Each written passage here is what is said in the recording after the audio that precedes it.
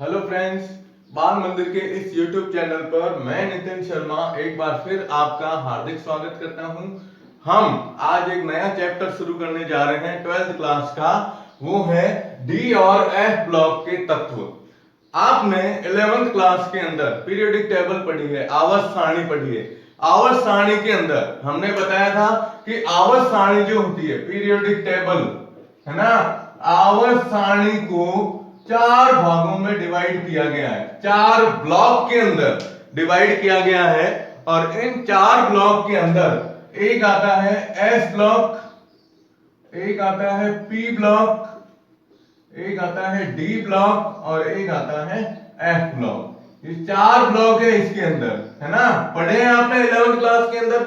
अब इन चार के अंदर सबसे पहला जो आता है एस ब्लॉक, जो वर्ग संख्या 1 और 2 के तत्व होते हैं।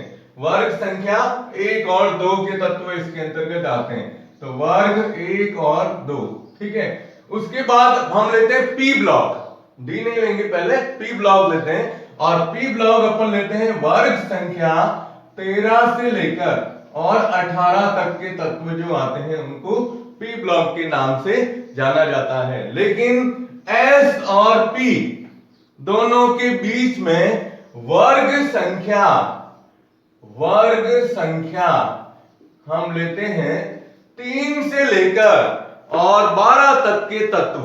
वर्ग संख्या 3 से 12 तक के तत्व जो होते हैं, यहां से शुरू करते हैं अपन। ये 3 से लेके और ये 12 तक। देखो ये वर्ग संख्या 3, 4, 5, 6, 7, 8, 9, 10, 11 और 12, ये जितने भी वर्ग हैं, ये सभी वर्ग के तत्व जो होते हैं वह डी ब्लॉक के तत्व कहलाते हैं। ध्यान रखिएगा, एस और पी के बीच में जो आवर्त सारणी को एक ब्रिज के रूप में या सेतु के रूप में जोड़े रखती है, ठीक है ना, उनको हम डी ब्लॉक के तत्व के नाम से जानते हैं। और डी ब्लॉक के बाद चौथा ब्लॉक आता है एफ ब्लॉक, के बारे में अपन जानेंगे। तो इस पार्ट में डी और एफ के बारे में पढ़ रहे हैं अपन। तो एफ ब्लॉक के जो तत्व हैं, एफ ब्लॉक के तत्व आवर्त सारणी में नीचे की तरफ दो श्रेणियां बनी गई है, जिसका नाम आपने पढ़ा है लैंथेनॉइड श्रेणी और एक्टिनॉइड श्रेणी के बारे में। तो इस पार्ट के अंदर हम तो पढ़ेंगे डी ब्लॉक। डी ब्लॉक के तत्व कौन कौन से हैं, ठीक है, डी ब्लॉक के तत्वों के गुणधर्म क्या होते हैं, ठीक, और लैंथेनॉइड और एक्टिनॉइड श्रेणी यानी एफ ब्लॉक के तत्व के बारे में जानकारी लेंगे, ठीक है। तो चलिए आज हम शुरू कर रहे हैं इस पाठ का पहला भाग, जो अपन लेते हैं डी ब्लॉक के तत्व। कौन से? डी ब्लॉक के तत्व। अब डी ब्लॉक के तत्वों के बारे में सबसे पहले आपको इसकी परिभाषा ध्यान में रखनी है कि भाई इनको डी ब्लॉक के तत्व क्यों कहते हैं। तो इसका रीजन ये है कि ऐसे तत्व जिनके अंदर सबसे बाह्यतम कोष में, क्या कहेंगे अपन, ऐसे तत्व जिनके बाह्यतम कोष में, सबसे बाहर वाले बाह्यतम कोष में आने वाला इलेक्ट्रॉन, आने वाला अंतिम इलेक्ट्रॉन किसमें भरा जाए? डी कक्षक में भरा जाता है।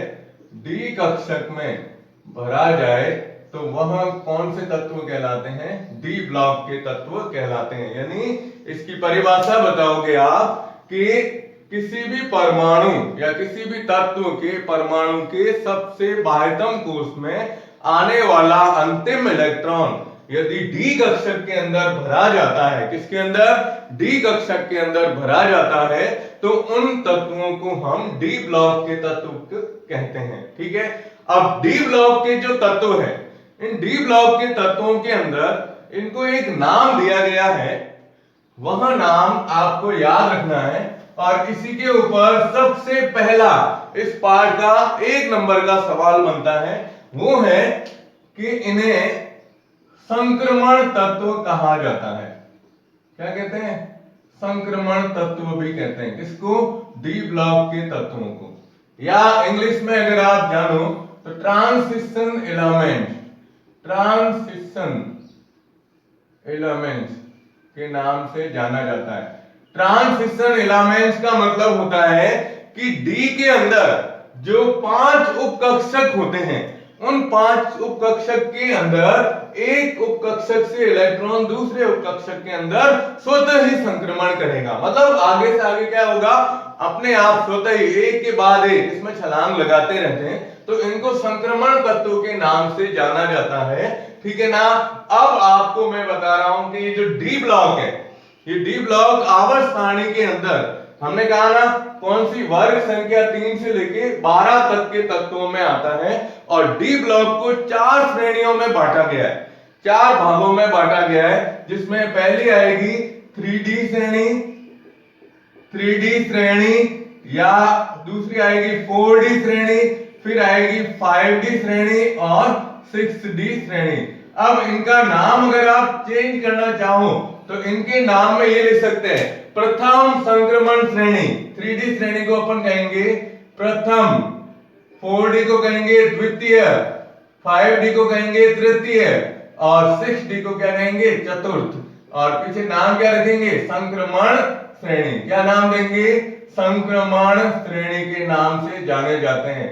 तो ये आपको नाम ध्यान रखने हैं, 3D 4D 5D और 6D क्या होते हैं। चलिए यहां से मैंने ये टेबल पहले से बना रखी थी ताकि अपना जो समय है वो बचत हो सके। ठीक है, देखिए सबसे पहले आती है 3D श्रेणी, ये हमारे इस सिलेबस के अंदर आती है। 3D श्रेणी के बारे में ही हम पढ़ेंगे इस पार्ट के अंदर। 3D श्रेणी परमाणु क्रमांक संख्या 21 से लेकर 30 तक के जो तत्व हैं उन तत्वों के बारे में दिया गया है 3D श्रेणी के अंदर। अब 3D क्यों कहते हैं, क्योंकि इसमें आने वाला या इन तत्वों के परमाणुओं में आने वाला अंतिम इलेक्ट्रॉन 3D कक्षक के अंदर भरा जाता है। किसमें भरा जाएगा, 3D कक्षक में। तो इसमें आपको बताना है 3D कक्षक में इलेक्ट्रॉन भरा जाएगा अंतिम। ठीक है, ये आता है 21 से लेकर 30 तक के तत्व। फिर आता है 4D श्रेणी। 4D श्रेणी का मतलब ये होता है कि इसमें आने वाला इलेक्ट्रॉन 4D कक्षक के अंदर भरा जाएगा। कौन से, 4D कक्षक के अंदर भरा जाएगा। और इसमें परमाणु क्रमांक संख्या 39 से लेकर और 48 तक के तत्व दिए गए हैं। मैंने इसके अंदर एक स्टार बना रखा है, ये आपको याद रखना है, परमाणु क्रमांक संख्या 43, जिसमें ऊपर स्टार दिया हुआ है। स्टार इसलिए दिया हुआ है क्योंकि इस श्रेणी का ये एक ऐसा तत्व है जो रेडियो एक्टिव तत्व के अंतर्गत आता है। कौन से, रेडियो एक्टिव तत्व में लिया गया है। ठीक है, फिर अपन लेते हैं 5D श्रेणी। तो 5D श्रेणी है 57 से लेकर 80 तक। अब देखो 57 से 80 तक की बात आती है, तो यहां आप देख रहे हो इधर आ रहा है 57 नंबर और इधर नंबर आ रहा है 72, यानी बीच में 14 तत्व जो है, जो परमाणु क्रमांक संख्या 58 से लेकर और 71 तक के जो तत्व हैं वो आवर्त सारणी के बाहर स्थापित किए गए हैं। इन तत्वों को हम लैंथेनॉइड श्रेणी के नाम से जानते हैं। तो ये याद रखिएगा, यहां पर 57 के बाद क्या आ जाएगा, 72 नंबर आ जाता है। और इस पूरे में आपको देखो एक तो ये याद रखना है टंगस्टन धातु, दूसरी याद रखनी है ऑस्मियम। ऑस्मियम प्रकृति के अंदर पाई जाने वाली सबसे भारी धातु कहलाती है। ठीक है, और एक इसमें परमाणु क्रमांक संख्या 80, जो मरकरी है, जो कमरे के ताप पर धातु है ना, यह कमरे के ताप पर कौन सी, द्रव अवस्था में पाई जाती है। ठीक है, उसके बाद आती है 6D श्रेणी। अब 6D श्रेणी के अंदर यहां देखो आप, 6D का मतलब क्या हुआ, अब 5D में तो इलेक्ट्रॉन किसमें, 5D में भरे जाएंगे, 6D का मतलब 6D में भरे जाएंगे इलेक्ट्रॉन, है ना। अब इसमें भी देखो आप 90 से आगे अधूरी है। अधूरी का मतलब ये है कि आपकी किताब में तो इसमें 107 तक के तत्व दिए गए। ठीक है, और याद रखना ये 89 के बाद आ रहा है 104। इसका मतलब क्या हुआ कि 90 से लेकर 103 तक, 90 से 103 तक की श्रेणी, इसके अंदर जो आते हैं वो ये एक्टिनॉइड श्रेणी के तत्व आते हैं, जो आवर्त सारणी में नीचे की तरफ किसमें एक्टिनॉइड, ये लैंथेनॉइड श्रेणी के बाद इनको स्थान दिया गया है ना। तो लैंथेनॉइड और एक्टिनॉइड श्रेणी के जो तत्व हैं वह तो अपन पढ़ेंगे एफ ब्लॉक के अंदर, जो इस पार्ट का सेकंड भाग है उसके अंदर पढ़ेंगे। आज हम जैसे अभी अपन आपको बताया मैंने कि ये जो वर्ग संख्या 3 से लेके 12 तक के तत्व है, ये सभी तत्व कौन से आते हैं, डी ब्लॉक के तत्व आते हैं। इनको डी ब्लॉक के तत्व कहते हैं, संक्रमण तत्व कहते हैं। संक्रमण तत्व की एक और परिभाषा ध्यान रखनी है कि ऐसे तत्व जिनमें डी कक्षक अपूर्ण होता है। डी कक्षक के अंदर इलेक्ट्रॉन कितने भरे जाते हैं आपको पता है ना, डी के अंदर अधिकतम इलेक्ट्रॉन 10 भरे जाते हैं। कितने इलेक्ट्रॉन है, 10 इलेक्ट्रॉन भरे जाते हैं। तो संक्रमण तत्व के बारे में ये भी बता सकते हैं कि जिनमें डी कक्षक क्या हो, अपूर्ण होता है। डी कक्षक अपूर्ण होता है तो उन्हें हम क्या कहते हैं, संक्रमण तत्व के नाम से जानते हैं। क्या कहते हैं, संक्रमण तत्व कहते हैं। तो अब इसमें देखो आप सबसे पहला सवाल क्या आएगा कि संक्रमण तत्व किसे कहते हैं, या संक्रमण तत्व से आप क्या समझते हैं। तो इसकी परिभाषा, ऐसे तत्व, ठीक है, जिनके परमाणुओं के अंदर डी कक्षक अपूर्ण होता है, यानी पूर्ण रूप से भरे हुए नहीं होते हैं, उन तत्वों को संक्रमण तत्व कहते हैं। और दूसरा सवाल आता है, वो ये अपवाद के रूप में दिया गया है। परमाणु क्रमांक संख्या 30, परमाणु क्रमांक संख्या 48 और परमाणु क्रमांक संख्या 80, इनके बारे में सीधा सवाल पूछा जाता है कि जिंक, कैडमियम और Hg, इन तीनों तत्वों को, वापस सुन लीजिएगा, जिंक, कैडमियम और Hg, इन तीनों तत्वों को संक्रमण श्रेणी में रखा गया है। इन तीनों तत्वों को संक्रमण श्रेणी में रखा गया है, लेकिन फिर भी यह संक्रमण तत्व नहीं कहलाते हैं। लेकिन फिर भी यह संक्रमण तत्व नहीं कहलाते हैं।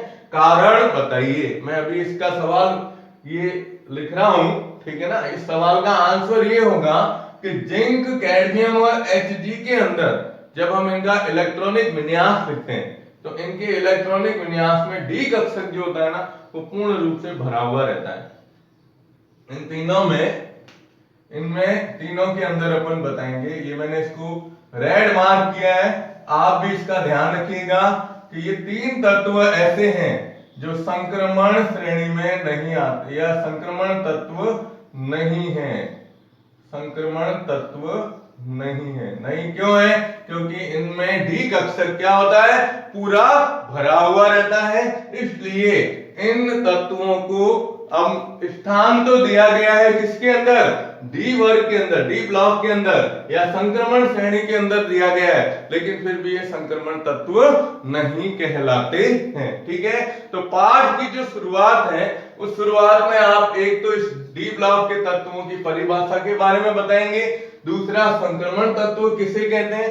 इनमें संक्रमण श्रेणियां हैं 4, ठीक है, जिसमें प्रथम, द्वितीय, तृतीय और चतुर्थ। और संक्रमण श्रेणी किसे कहते हैं, तो जिनमें डी कक्षक क्या होता है, अपूर्ण होता है। उसका अपवाद बताओगे कि जिंक, कैडमियम और Hg, ये तीन ऐसे या ये तीनों तत्व ऐसे हैं, ठीक है ना, जिनके अंदर डी कक्षक क्या होता है, पूर्ण रूप से भरा हुआ रहता है। इसलिए इन्हें संक्रमण श्रेणी या ये कह सकते हो संक्रमण तत्व नहीं कह सकते हैं। ठीक है, तो आप इसका स्क्रीनशॉट ले लीजिएगा। हम अब शुरू कर रहे हैं वर्ग संख्या, ये सॉरी 3D श्रेणी, क्योंकि हमारे सिलेबस में 3D श्रेणी के बारे में पूरा दिया गया है। इसमें देखो ये नाम मैंने इसलिए नहीं लिखे हैं क्योंकि अभी अपन इसके बारे में पढ़ेंगे तो सब चीजें आ जाएगी।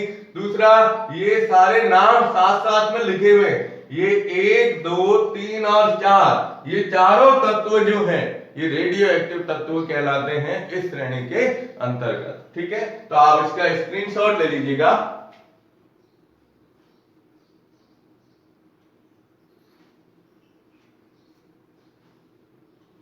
हो गया, चलिए अब देखो, अब मैं शुरू कर रहा हूं डी ब्लॉक के तत्वों के बारे में। ठीक है, चलिए वापस परिभाषा वगैरह एक बार फिर बता रहा हूं ताकि आपको ध्यान में रहे।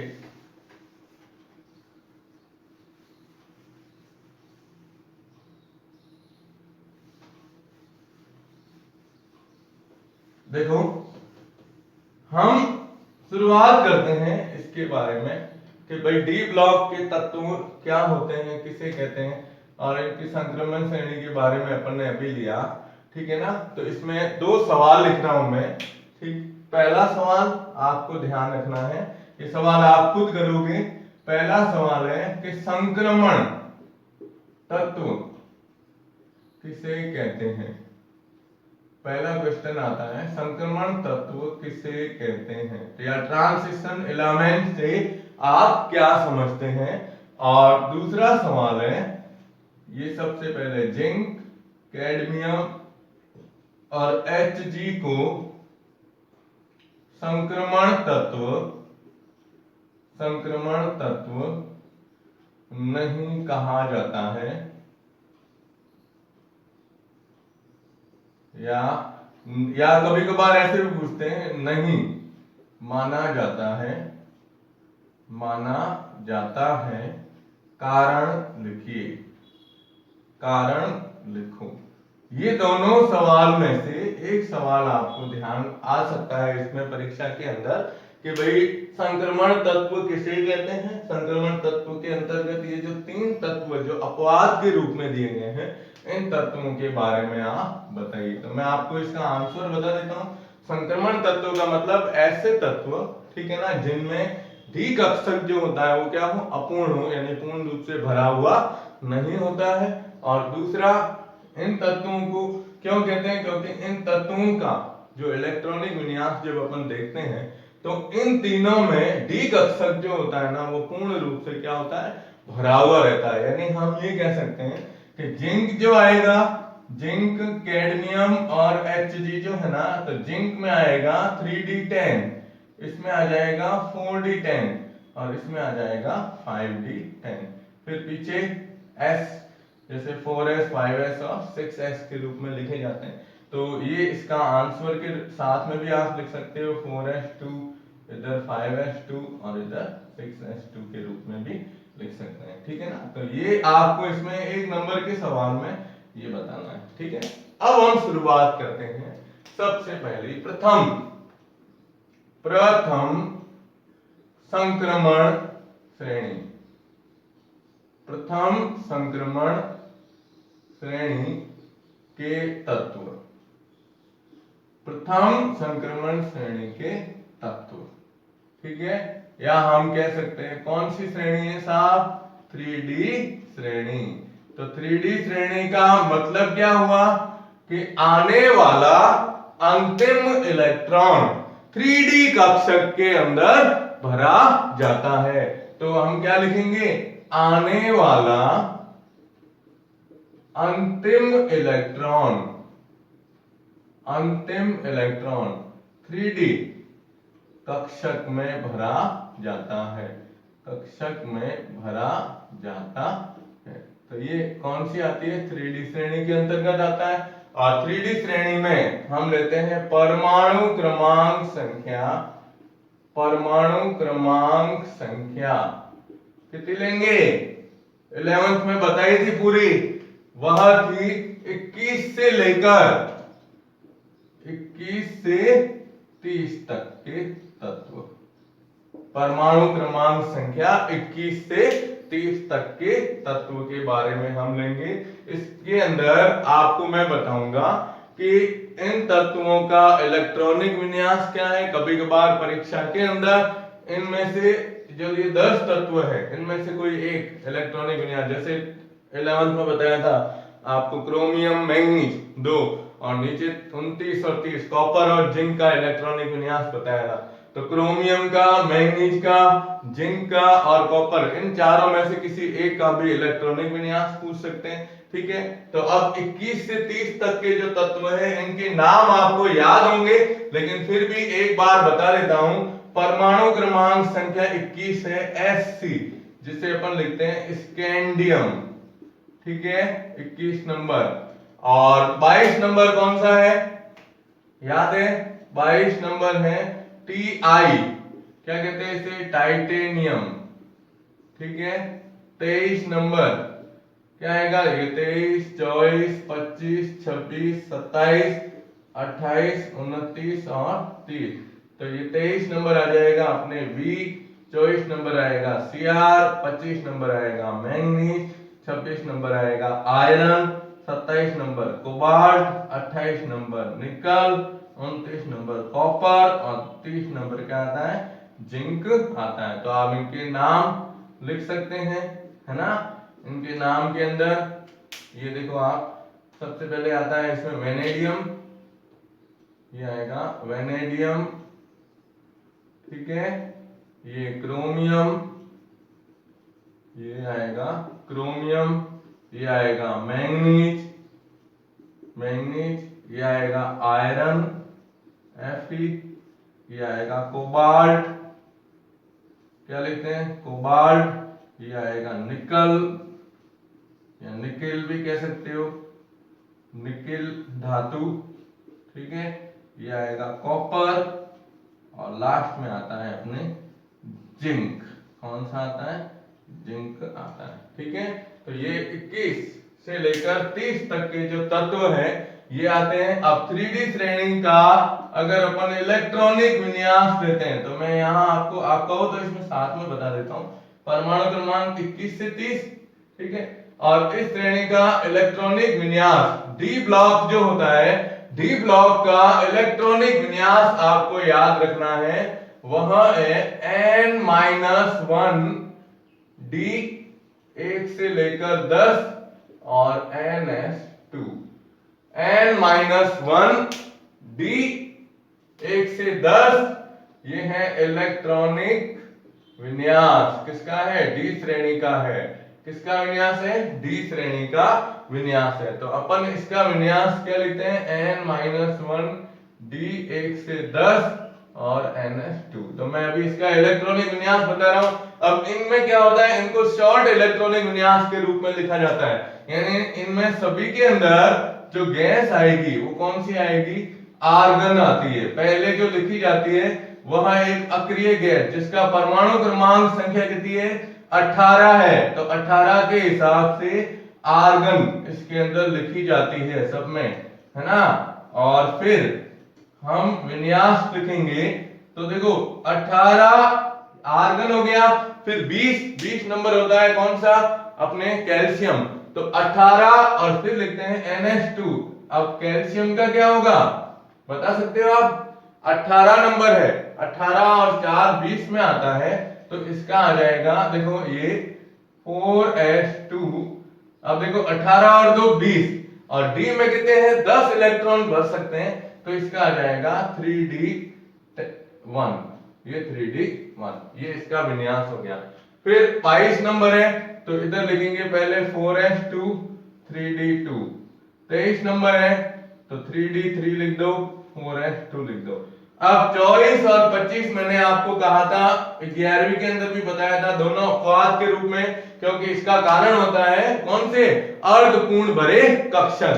तो अर्धपूर्ण भरे कक्षक के हिसाब से क्रोमियम का इलेक्ट्रॉनिक विन्यास होगा 3d5 4s1। ठीक है, अब ये 3d5 है। अब जैसे अपन मैंगनीज लेंगे तो मैंगनीज क्या करेगा, इसके अंदर इलेक्ट्रॉन भरेगा पहले 4s2 में, तो ये आ जाएगा 3d5। देखो 18 और 2 20 और 5 25, तो इसका परमाणु क्रमांक कितना है, 25 है। ठीक है, फिर आगे चलते हैं तो ये 3d6 4s2 26, फिर आएगा 3d7 4s2, फिर आएगा 3d8 4s2। अब देखो आप इसमें क्या हुआ, 24 नंबर में यहां से इसने क्या किया, क्रोमियम के अंदर जो ये जो 3D कक्षक होते हैं, ये यहां पर आप बताओगे अर्धपूर्ण भरे कक्षक का विन्यास, अर्धपूर्ण भरे कक्षक का विन्यास। ठीक है, इनके अंदर ये बताएंगे अर्धपूर्ण भरे कक्षक होंगे ना, तो वो क्या करते हैं, स्थायी ज्यादा होते हैं अपूर्ण भरे की तुलना में। अब जैसे ही कॉपर आएगा तो यहां देखो क्या आ रहा है, 3d8 आ रहा है। अब ये 3d9 ना होके 3d10 में बदल जाएगा, कारण क्या होगा, जैसे अर्ध पूर्ण भरे कक्षक है ना, वैसे क्या रहेगा, पूर्ण भरे कक्षकों का विन्यास। तो हम यहां पर लिखेंगे 4s1 और इधर आ जाएगा 3d10। डी कक्षक पूरा भर गया, लेकिन यहाँ क्या है 4s1 के रूप में आता है।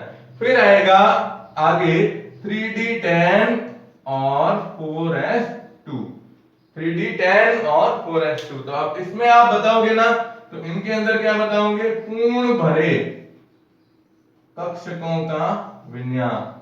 अब पूर्ण भरे कक्षकों का विन्यास का मतलब यहां पर आपको बताना है कि जो ये डी कक्षक है, किसके बारे में ले रहे हैं अपन, ये पूर्ण भरे और अर्ध पूर्ण भरे का मतलब किसके लिए लिया जा रहा है, डी कक्षक के लिए लिया जा रहा है। तो ये आपको इलेक्ट्रॉनिक विन्यास, एक तो ये दोनों और पीछे वाले ये दोनों, मुख्य रूप से कौन सा 29 और 30, ये वेरी मोस्ट इंपॉर्टेंट पॉइंट है, ठीक है ना। तो अब इसके इलेक्ट्रॉनिक विन्यास के बारे में क्या बताओगे, इलेक्ट्रॉनिक विन्यास n-1d 1 से 10 ns2, ठीक है ना। तो संपूर्ण इलेक्ट्रॉनिक विन्यास की जब बात की जाएगी तो इसमें अर्ध पूर्ण भरे, अपूर्ण भरे और पूर्ण भरे कक्षकों का विन्यास होगा, ठीक है ना। अब अर्ध पूर्ण भरे कौन से हैं, तो 3d5 ये आ रहे हैं, इन दोनों में अर्ध पूर्ण भरे कक्षकों का विन्यास बता सकते हो।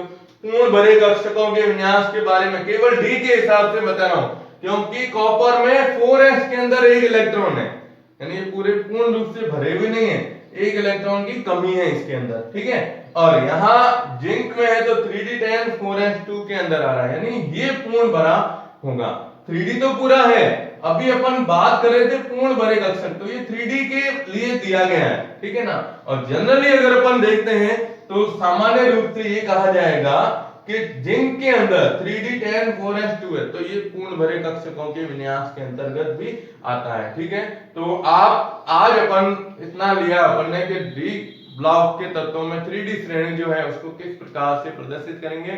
नेक्स्ट टर्न के अंदर हम लेंगे प्रथम संक्रमण श्रेणी जो है, उस प्रथम संक्रमण श्रेणी के जितने भी तत्व है, कौन से, ये इन तत्वों के गुणों में क्या परिवर्तन होते हैं। याद रखिएगा ये श्रेणी हम अभी अपन भले यूं बता रहे हैं, लेकिन है क्या, आवर्त की बात की जाती है, 21 से 30 तक आवर्त के बारे में लिया जाएगा, ठीक है।